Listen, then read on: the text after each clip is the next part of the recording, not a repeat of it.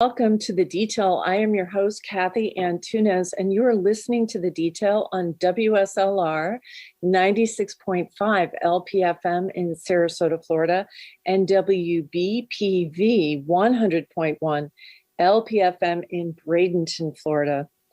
Well, people, I think, often think of gerrymandering as something that happens with congressional districts. But for those who are paying attention in Sarasota County, it's become apparent that redistricting and gerrymandering happens at every level of government.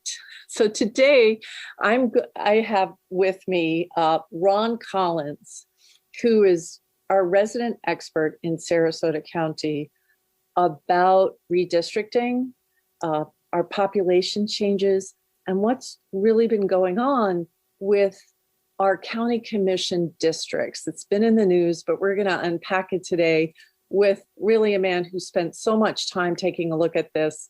I think, Ron, you probably know more about this than anybody, elected or not, in Sarasota County. So kudos. Thank you for the attention and time you put into this. And thanks so much for being my guest. Glad to be here today. Yeah. So, Ron, before we get into redistricting in Sarasota County, can you just give us a bit of background on how yourself, what you've done professionally, how long you've lived here?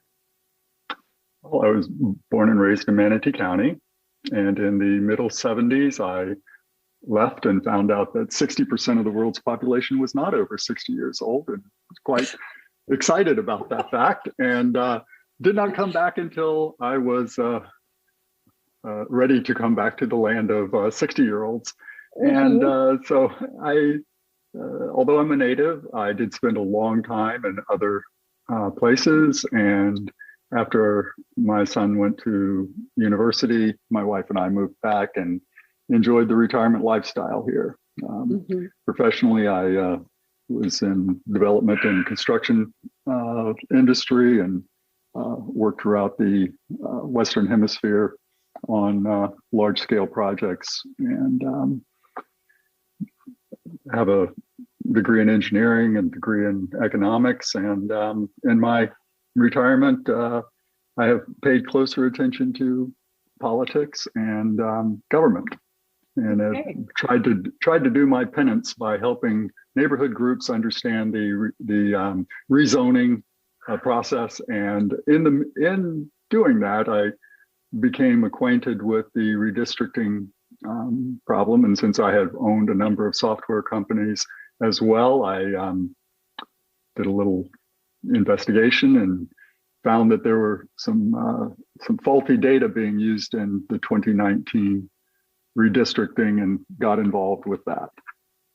Yes, and you and I have sat around the CCNA table. Mm-hmm. That's yes. How we've come to know each other.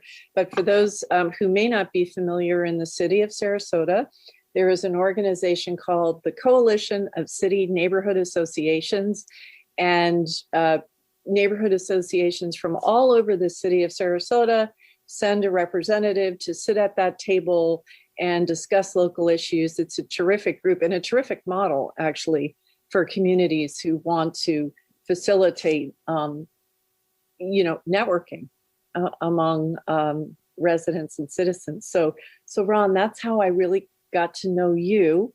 Mm-hmm.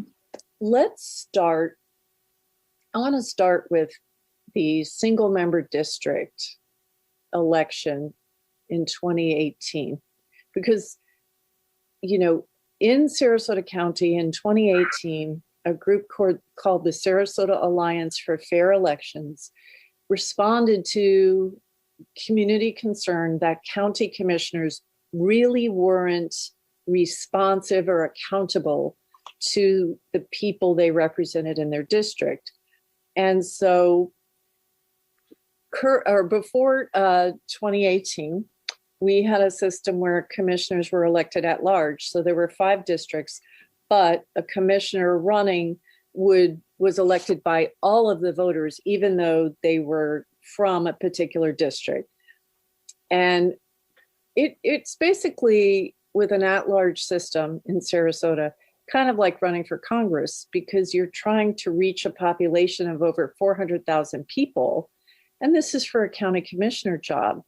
A county like Collier County, Naples, where Naples is, they elect their commissioners via single member districts and have for years. But so instead of running for county commission, having to reach the entire county, which is really an endeavor that takes a lot of money, mainly money, and legwork. Instead, if you have to reach about 80,000 people, a grassroots candidate without a big war chest has a shot. When I ran as an independent, if it had been single member districts, I would have won. But just reaching the entire county was too much, because I did win my district. And that's not to say, that it's always going to be, there's going to be a response with money. We've seen that.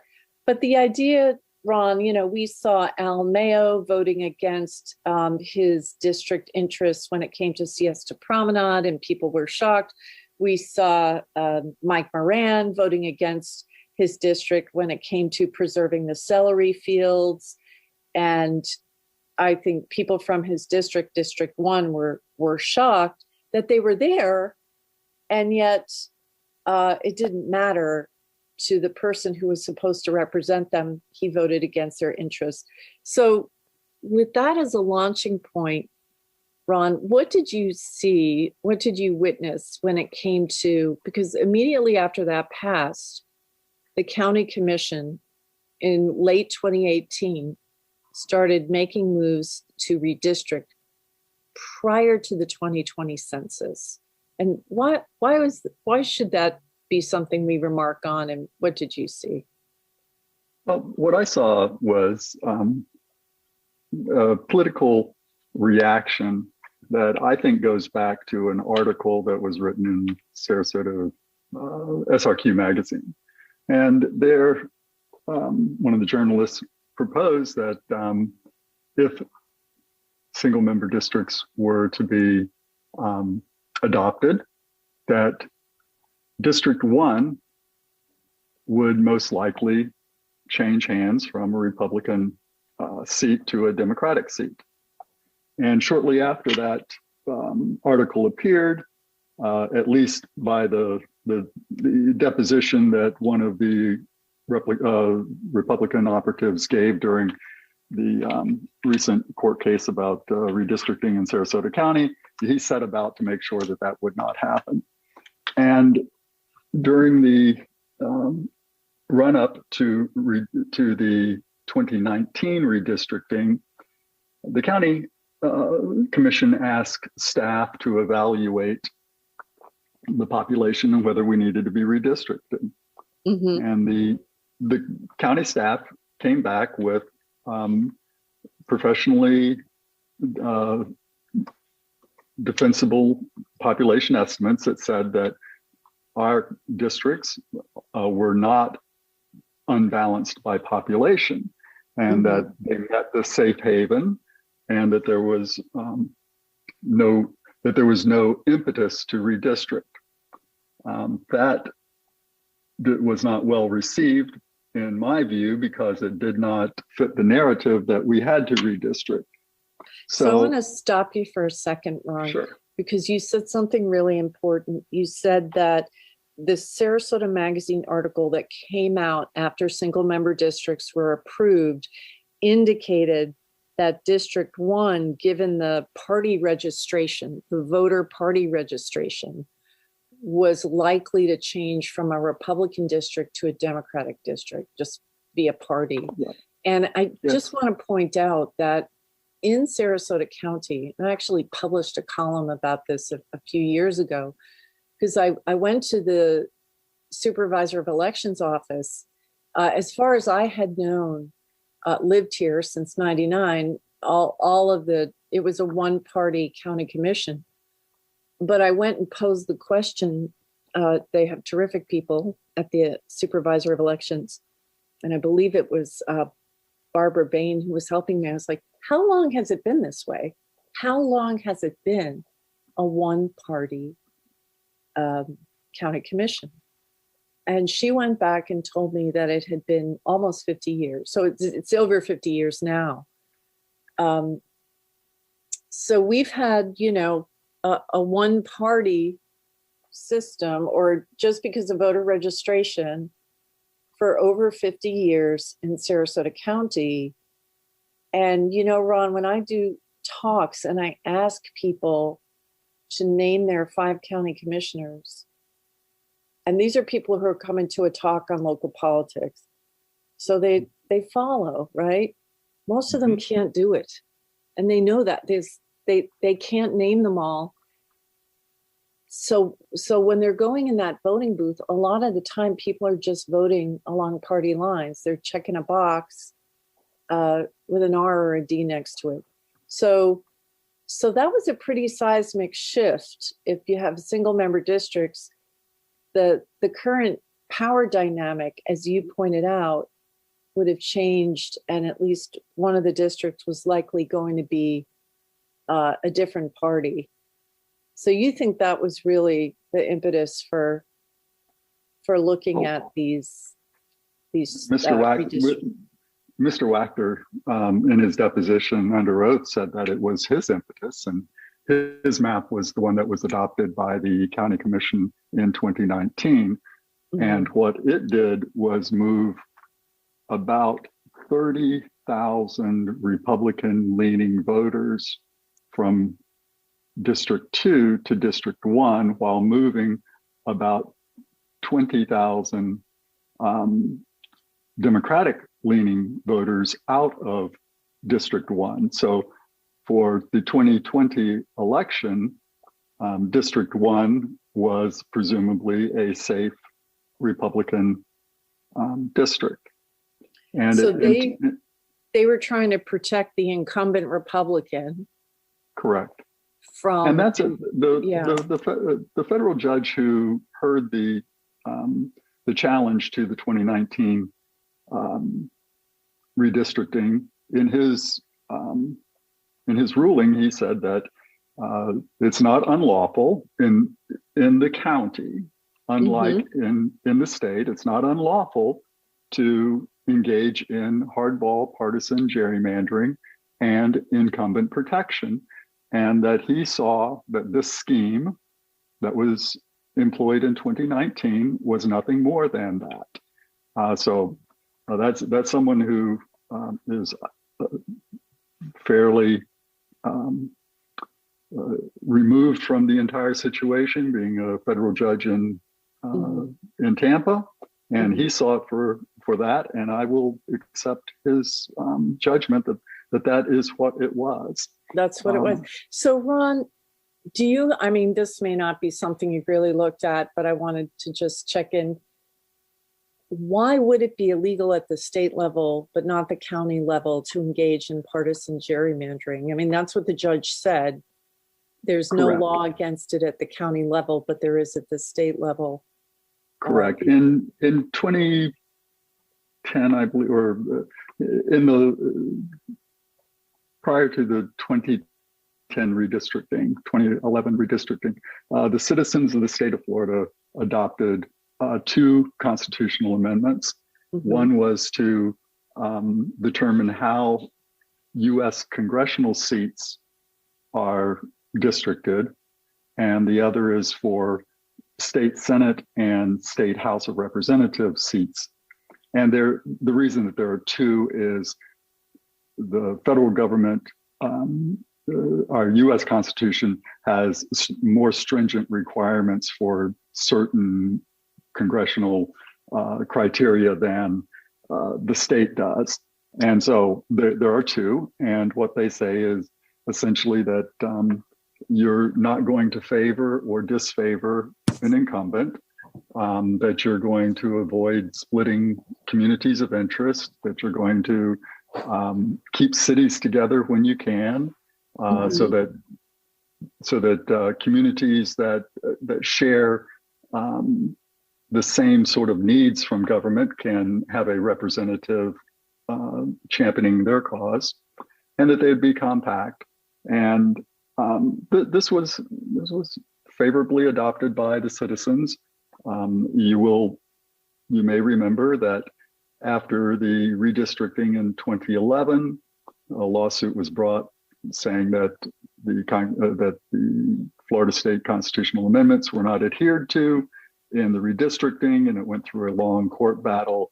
And after all was said and done, the evidence showed that the Republican Party had used straw men to draw maps, submit them to the legislature as if they were from uninterested citizenry. That sounds familiar. Well, it absolutely does sound familiar, doesn't it? Yeah. For those who may not think it's as familiar, it's because the individual I was speaking of, Mr. Wachter, had first submitted his map under a false name, and then again under a different false name. And the Herald Tribune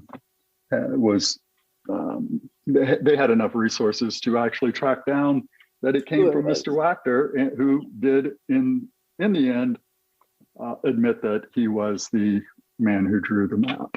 Yeah, that was adopted. So just to circle back here, I think people assume that partisan gerrymandering is illegal at every level. But what you're fleshing out and what the judge said is, we have a state constitutional amendment which prohibits partisan gerrymandering, but our county charter, which is our local constitution, doesn't say anything about it.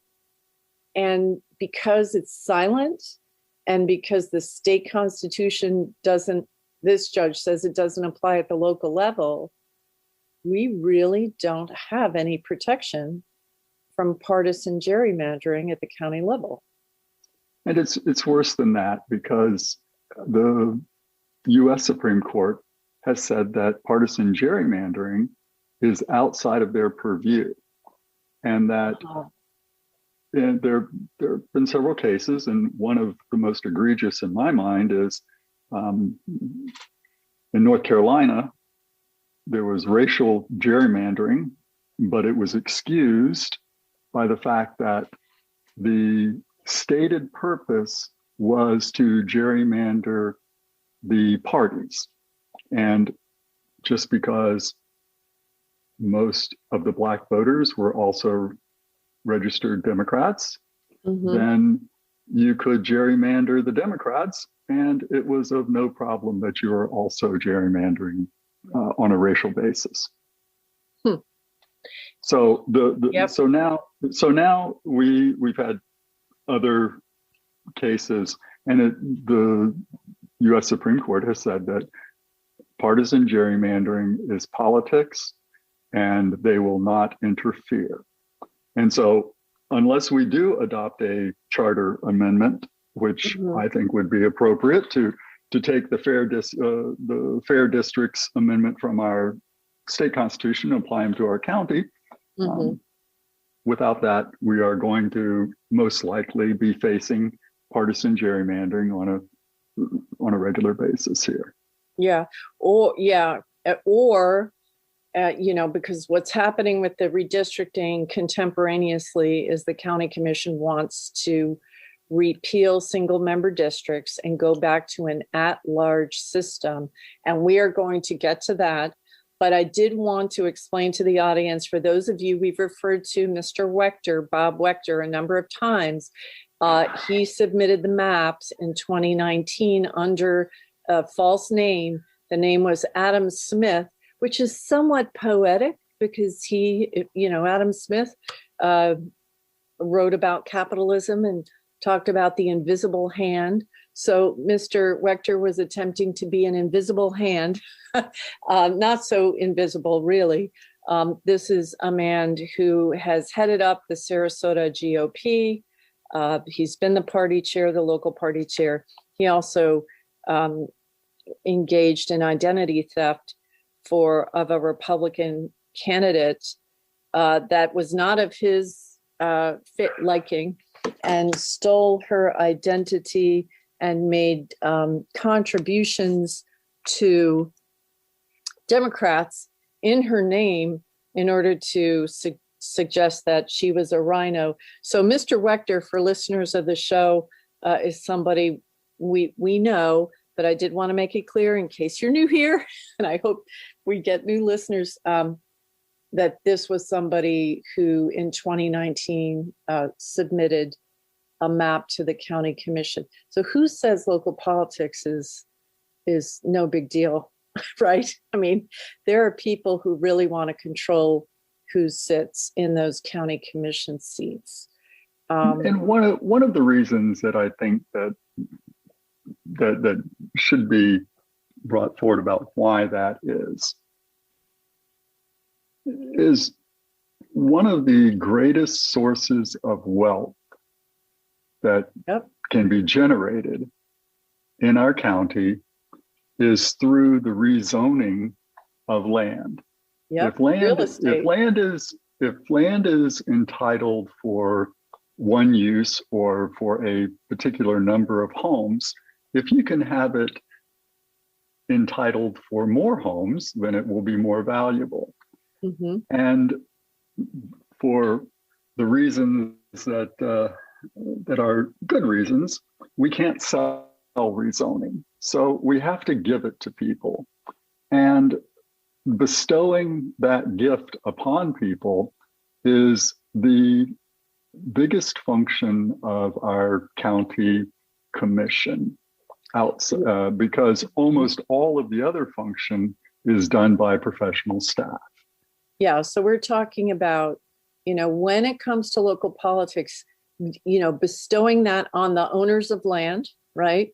The people or the contract purchasers. Well, whoever is owning the land is the person that benefits from a rezone. So local government is important to those looking to enrich themselves through real estate, because local government has oversight of land use. Local government is also responsible for our local police forces, our public safety, and also the education of our children. I mean, those, I think, are the big three responsibilities of government at a local level. So absolutely, Ron, fortunes are made in Sarasota County when it comes to real estate, rezoning, making land that was formerly, say, agricultural, and then switching it over to, you can have 5 homes per acre, or you can have 20 apartments per acre, or whatever it is. Once you can build on land like that, and the government, us, by doing that rezone, we agree to pay for the infrastructure. We're going to be building the roads. We're going to be doing all that. It is a big fortune. People become rich in real estate. Pat Neal was in the state legislature, and then what did he do? He came back and became a developer. So this is where we're at. And he certainly has an interest in who sits in those seats, right? And I mean, I think that it might be informative for folks to pay attention to what just happened at the county commission in selling the 1660 Ringling Boulevard facility. It's 3 parcels of land with an outdated building on it. And when they were discussing moving to a new facility and selling this facility, one of the commissioners said that if we sell it with its current entitlement, it will be worth about half of if we do the work and have it re-entitled for something other than government use, because whoever buys it will not be using it for government government use. Yeah, the government's selling it. So it's, by definition, it's going to be changing, right? Correct. And so one commissioner said, why don't we do that? Because it would be no trouble at all to go to the city of Sarasota, who controls the zoning, and say, we would like this to be zoned downtown core. It's surrounded on three sides by downtown core. That's what it is. It's not going to be government. And total no-brainer, right? Total no-brainer. And the commissioner said that she thought that it would be worth 2 or 3 times as much if they did that. So we're talking a difference of probably $20 to $40 million that Correct. Taxpayers would have realized in their coffers if it had been rezoned prior to sale. Correct. Yeah. What they do. Those are the kinds of decisions that the county commission makes that accrue to a small number of people rather than to the voters and the citizens at large. Oh, but Ron, you got to tell the rest of the story. The rest of the story is they didn't rezone it. They sold it for, what was it, 20 million? 25 with a 25. with a very favorable leaseback agreement. I will give them that. And they sold it to one of the larger developers in Benderson. Benderson Development bought it, and they will be rezoning it. I can't imagine that the city is going to say no. And once that the city cannot say no. So the point is, Benderson Development bought it in a zoning category, which made it about, the price artificially low at 25 million. And we didn't realize as taxpayers the true value, which is more like 50 million. Yeah, correct. We got, and this is why people are like, why do they care so much? Why do developers care so much? Well, man, where can you put $100,000 investment? Let's say you spend $500,000 in campaigns money to put people in the chairs, and they give you a decision like that. I don't know a better rate of return. I don't either. Yeah.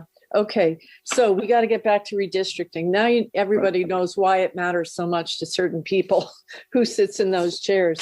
Ron, in 2019, they redistricted prior to the census. And we've talked about, certainly Mike Moran was vulnerable. District 1 was likely to go Democrat. Tell me about, we're coming up on a break, but can you quickly tell me about, because I interviewed you back then and you did such an amazing job of looking at the data that they were using. You made the point that county staff said, we don't see a reason to redistrict here. The districts are balanced population-wise, which is what they have to use. But what did you find? What did you find? So what I found was that the county hired a consultant, and the consultant hired a demographer, a well-known demographic outfit at the University of Florida. And the demographer told the county's consultant that they should not make estimates because they were not going to be very good estimates. But the consultant told the demographer that the decision had already been made that the county would be redistricting and it would be using data. And so the demographer must bring forward data. Now, the county at that point already had commercially available data that, as you said, showed that the districts were not terribly unbalanced. So the consultant brought forward estimates. I took a look at them, and on just the face of them, with my local knowledge, I knew that they were wrong. So I asked for all of the public records to back it up, and nothing was forthcoming. So I endeavored to look at the data and analyzed only what I could see outside of the black box. So I could see that that the data was showing that large areas of the county was losing population, large areas were gaining population, but they had no bearing. Those trends did not seem consistent with what was on the ground. So tell me a specific example, Ron. What did you see that looked bizarre? For instance, in one particular neighborhood, which was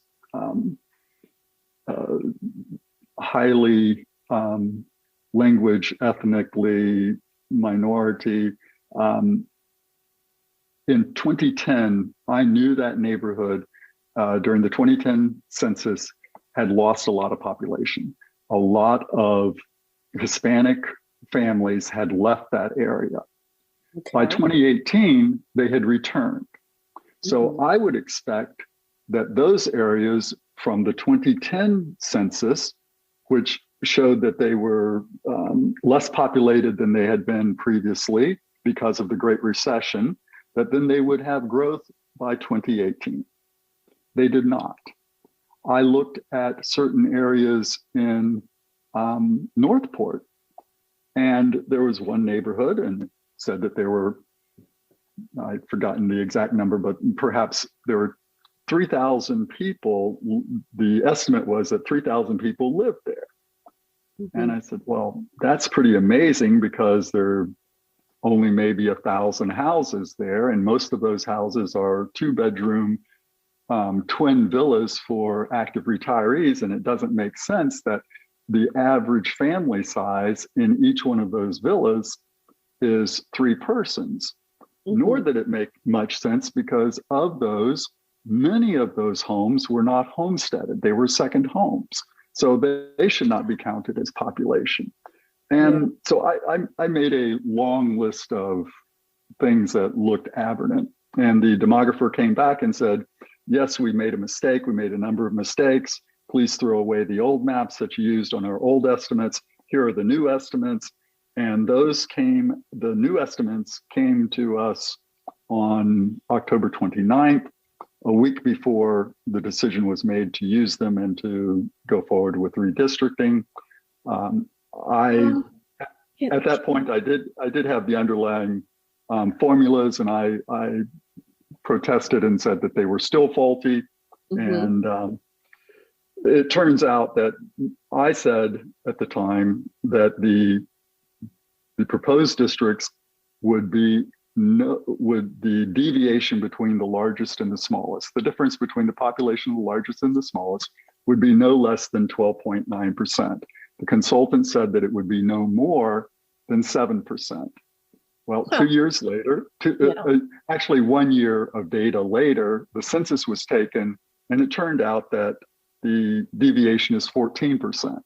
So, right, and just so the audience understands, the benchmark you're going for with districts that are supposed to be balanced is that the districts can't have a population that's more than 10% apart. They have to be close enough. And, the reason it's not zero and an exact number is you don't want to divide communities of interest. So you don't want to divide Newtown in half just to satisfy making sure every single district has the same amount of people. So you're balancing communities of interest with population, and 10% is the wiggle room that you have. But you told them this is going to be off by at least 12.9%. They said, oh no, it's only going to be 7 or less. And it turned out to be 14%. That's what you're saying. Yeah, that's correct.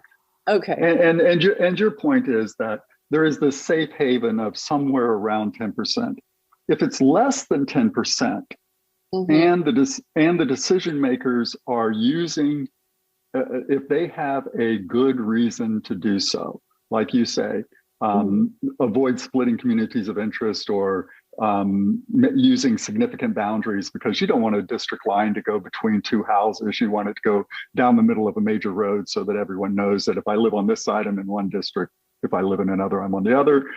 Being compact and there are a long list. There's a lot of benchmarks. I just want to remind everybody, hang on a minute, Ron, you're listening to The Detail on WSLR 96.5 LPFM in Sarasota, Florida, and WBPV 100.1 LPFM in Bradenton, Florida. If drinking is no longer fun for you and separates you from other people, you can attend an AA meeting. They've been there. More information is available by phone at 941-951-6810 or online at aasrq.org. I'm your host, Cathy Antunes. With me is Ron Collins. He is my guest to talk about redistricting in Sarasota County. So far, we've been talking about what happened when single-member districts were passed, and immediately before the 2020 census. And with the new census, you've got to redistrict. You've got to take a look and reevaluate. So, Ron, instead of waiting till 2020, once redistricting happened, as we spent the half hour talking about, the county commission moved basically to rebalance by party is what it totally looked like, to protect an incumbent. And you were walking us through the faulty data that they were using. I remember, Ron, that they were counting hotel rooms as homes. That was right. One of the just crazy things you pointed out, that the hotels by the airport were being counted as apartments where voters lived or where people lived, which is nuts, right? I mean, that. Well, yes, and to the way that the consultant had determined to estimate population was to be using housing units. Uh-huh. Well, as some of us know, following the Siesta Hotel situation, is that the county has always said that hotels are residential density. So the property appraiser followed suit. So whenever a hotel was put onto the property appraisal rolls, he would count the number of units and put that number of units under the number of residential units, because that's the way our zoning worked up until last month. And so the consultant, who had no local knowledge, did not do anything to adjust for that. Yeah, to correct the mistakes. Right. Assisted living facilities. Each bed is a living unit in the property appraiser's parlance. Mm-hmm. And so in some of the assisted living facilities that might have 30 beds, he would say, oh, but the average household size is 3.5 people. So each one of those beds is populated by 3.5 people. And it just skewed the entire county. Mm-hmm. And then the demographer used some, what I would call shortcuts. And by doing that, it made it impossible to determine what the true margin of error was. And my recommendation was to wait until the census the next year, mm-hmm. Before redistricting, because the worst thing that can happen is to redistrict in back-to-back cycles, because because if you have staggered terms, mm-hmm. That means that as you shift people from one district to another to redistrict them to equalize population, you're going to have a number of people sit out a cycle, which can cause them to be essentially disenfranchised for 6 years. Yeah, I have to say, I just want to jump in because, one of the maps that they were looking at currently, we're still talking about the 2019 redistricting, mm-hmm. would have had our neighborhood and many in the city not voting this cycle. And my husband was saying, does that mean I don't have to pay my property tax? I mean, if we don't vote, can we not pay taxes? So anyway, because in the interest of time, Ron, what happened in 2019, they're gerrymandering, looking at party affiliation, protecting an incumbent. They went ahead, even though their staff, the county commission staff, told them there's no need to do this. We don't see a need. And they went ahead and they redistrict, just as you said, knowing that in 2020, they would be looking at a new census and potentially they're required to actually look at redistricting with every new census. So if we can fast forward now, they went ahead and did it. They did. Single member districts, there, we still have, there were a grassroots candidate that came very close to winning, Mike Hutchinson. But, Mike Moran won the election. And you could argue, people would argue, had the benefit of a reconfigured district. So now tell me what's happening in the wake of the 2020 census. So in the wake of the 2020 census, one of the curious things is that the redistricting data was released, albeit late. It was released on August 12th of this year. Okay. That is weeks before the 2019 redistricting data was available to the county, so it should not have been much of a problem. Mm-hmm. But the county commission has protested and said that the only reason that we have this very short runway to redistrict is because the U.S. Census data was late. Well, but it wasn't late, really. Well, it normally it's out in March, but because of COVID and because of a legal challenge about citizens. Let me rephrase. It wasn't late in terms of the county commission's prior ability to move on redistricting. And more appropriately is if the county were ready, then they would have engaged a consultant for redistricting prior to August 12th. But they actually waited another 2 weeks before they gave him a contract. And then he did not move forward until after the September release. The census gave professional data out on professionally accessible data out on August 12th. I had it. I knew what the districts were within 5 minutes. I knew that what the populations in each districts were. The county staff made a report within 24 hours of the release.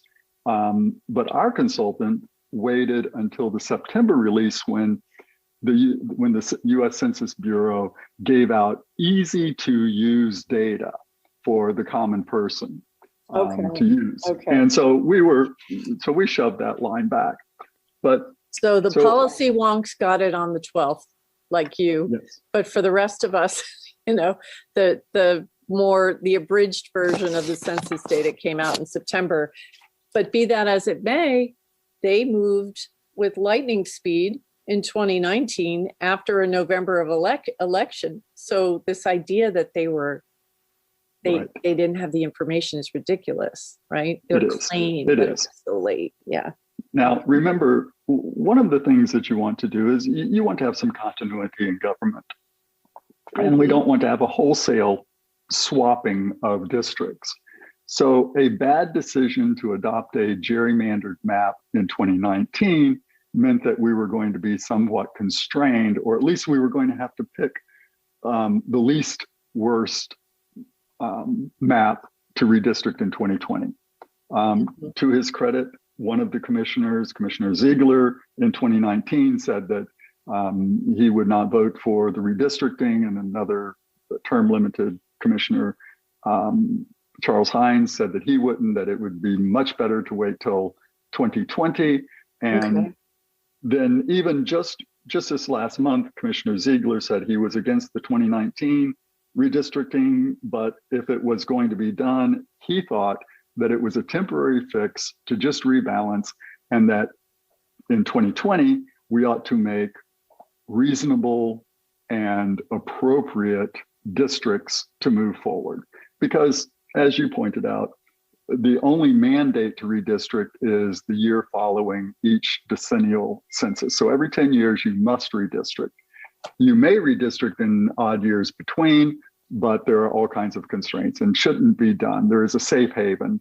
For a US Congress and for the state legislature, you cannot redistrict between censuses because our Constitution says that at the state level, the official census is the US Census, and it only comes out every 10 years. So there's no reason to redistrict. So you can't redistrict in between. And the reason that that's in the Constitution is because people used to make estimations of population to redistrict for nefarious purposes. And so that was stopped. Shocking. Okay. So this year, the county commission said we would like to entertain maps from the public, and they instructed the consultant to make a map that would reflect the minimum amount of change required to balance the districts. Okay, so we're getting tight on time. So I want to make sure that I ask you, because you're getting to a point, and I want to make sure I ask you about this. So you've got this consultant map representing a minimal amount of change. District 2 is encompasses a lot of the city of Sarasota. And again, you're looking at a district where a Republican could be in trouble, right? That there's because a lot of in 2019, all the Democrats were removed from, or not all, a large number of democratically leaning voters were removed from District 1 and packed into District 2, which so the next cycle means that you have a problem in District 2. Right. So now you're looking at shuffling the shell game with the Democrat vote. So I want to make sure we cover, there were 11 citizen maps that were submitted, Ron, including, I assume, yours. Did you submit maps? Yeah, there were actually 13, of which 11 were valid maps, and two were not, could not be considered. 11. Okay, well, hang on. So 9 of those 11 that could be considered, 9 of them were rejected, right? And they were dismissed out of hand. Just not even looked at. Okay, they were dismissed out of hand. And then you had 2 maps from a man, Brian Goodrich. Correct. Right? And Mr. Goodrich is an attorney. I got to ask you, I mean, I've been involved in many citizen initiatives in the city, in the county. Never heard of this guy. He is an attorney. Are we talking about a new Bob Wechter? Why would Brian Goodrich's maps have been the only ones out of nearly a dozen to have made the cut? Well, I was perplexed when I was in chambers, and it was obvious that there was consensus by three commissioners thought that Mr. Goodrich's maps 1 and 2, or at least one of them, was very good. And then who were they? They were Cutzinger, Mayo, and Moran. Said that Mr. Moran said that they're very thoughtful maps. And at the outset, Chair Mayo said, now we have to be very careful when we're talking about the Goodrich maps, because Mr. Goodrich submitted 2 maps, and one was submitted as Goodrich 1. And however, our consultant has labeled it as Goodrich 2. And the one that Mr. Goodrich calls Goodrich 2, our consultant calls Goodrich 1. So we have to be very careful, because we're only going to, we don't want to mix them up. Yeah, but and so he proposed. Why him? I'm seriously, like, this is supposed to be a citizen. All that I know is that when I contacted all of the citizen map makers and asked them for their GIS data the demographic data. The geographic data, so that I would know exactly where their boundaries are. Because the county made us submit sketches on a PDF map. And then the consultant digitized those and got them wrong in many cases. So I contacted everyone, and all the map makers all the map makers gave me their GIS data or enough data that I could accurately recreate their intention, except for Mr. Goodrich, and Mr. Goodrich did not respond. Which to me, Ron, I'm like, I'm sorry, who does he work for? I mean, he's my understanding professional. is my understanding is he is a shareholder with a firm that Morgan Bentley is with, and Morgan Bentley was the attorney representing Bob Wachter during the depositions for the 2019 federal lawsuit about redistricting.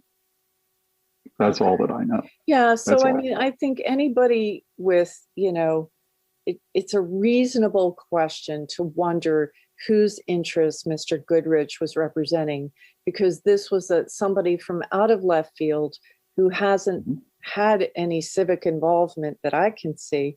And it's like, what, you just get a bee in your bonnet one day and decide you want to submit maps?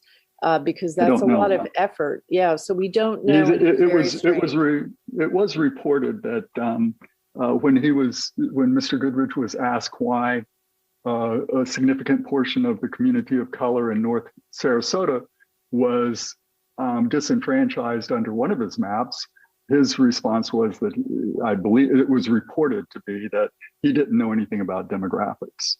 And interesting for a guy who wants to tell us all how we're going to vote in our district and create maps. That's correct. So Ron, the upshot, because there was a lot of citizen involvement, and we have about 10 minutes left. And I know sometimes people get really frustrated and think that their efforts don't make a difference, when in reality, the public involvement here, would you say it made a difference in terms of looking at these maps and what got picked? Certainly. Without a public hearing, the county commission dismissed 9 valid maps, which I think had significant benefit. I asked them to advertise all of them, but instead they only advertised a version of the consultant's map that they had directed a change to, and the 2 Goodrich maps. So there was a public outcry that this was just swapping voters around from cycle to cycle, that you wanted Republican voters in District 1 for the 2020 election. Now you want Republican voters in District 2. And so you're just going to swap them back and forth. And there was quite an outcry. And during the public hearing, there were 3 maps being considered. And people pointed out that in one of the maps, a third of the county was being shuffled between the districts, that 87,000 people would have to sit out, or I'm sorry, 57,000 people would have to sit out 2 election cycles, and that there simply was no benefit to that, and that the least worst— Unless we don't have to pay taxes. Unless we don't have to pay taxes. That's right. And so the only option that I believe was publicly defensible was to take the consultant's map. And so the public was effective in shaming the county commission into taking the least awful map. Is that? I believe so. And however, that was a very short-lived victory, because within 24 hours, the commission initiated a move to repeal special single-member districts at a special election in March, which is very short timing for anyone to respond to. But what it will do is it will allow out-of-district voters to tell district voters who their representatives should be. And I heard you earlier say that in your campaign that you won your home district, but out-of-district voters overturned the will of that representation. If we go back to at-large voting, one of the things that we do know is that there will still be a residency requirement that's required by the state constitution. So each district will have, you must live in your district to be elected there, but all the voters will vote for you. So if we look that's always been the case, right? That's correct. Has always been the case. But if we look at 2016, the North County voters in District 1, they chose their favorite son to represent them. But the will of those district voters were canceled out by out-of-district voters in South County. Yeah. That's pretty amazing. And then if you look at the last 2 at-large cycles, you can tell that about 40% of Sarasota County's population lives north of Clark Road and west of the interstate. And 40% of the population is big enough to have 2 districts. And they should be 2 districts. Those 2 districts would be compact. They would have natural or understandable boundaries. They would keep communities of interest together, all of those sort of things. But in 2018, those Northwest County voters decisively chose 2 candidates to represent their interests. But South County voters from Englewood and Venice and Northport overwhelmed their votes and stopped that from happening. Who are we? Which candidates are we talking about that would have won if those were, their names escape me. That was Wesley Biggs and Ruta Gennari? Yes. Okay. They decisively won the area that 40% of the population, the voters there, decisively said that they wanted them to be their county commission. Now, no matter how you cut that up, there would be at least 1 district that would have gotten their way. And so what we have now is a move to go back to single member districts so that you cannot choose your own representatives. And single member districts is a very American experience. We have them all by law. Every congressman is a single member by law. Every state legislator in Florida. That's correct. And if you go back when the argument was being made, Tennessee Senator Howard Baker, who was quite a statesman and a dyed-in-the-wool Republican, said that the only way that you can have vital and essential and equality of representation and responsiveness of government was through single member districts, and that at-large voting undermined that.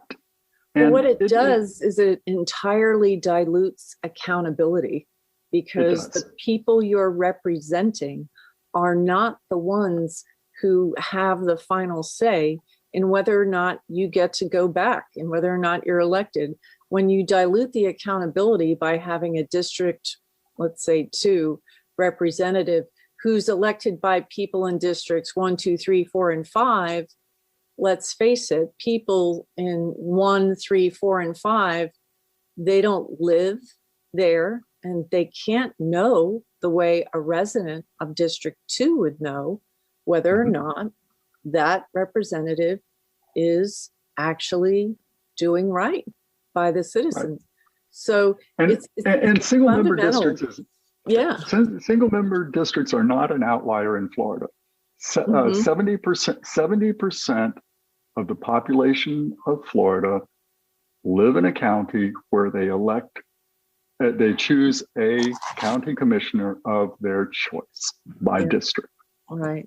And that's a major issue. We have it on the ballot for 2022. Another county is going to consider coming to single member districts. As far as I can tell, the only county that has ever repealed their single member districts is Sarasota County.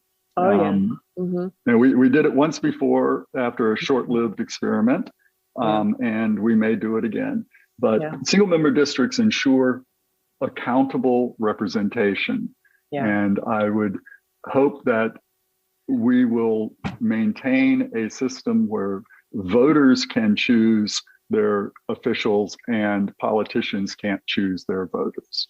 Well, Ron, we're going to have to leave it there. You all have been listening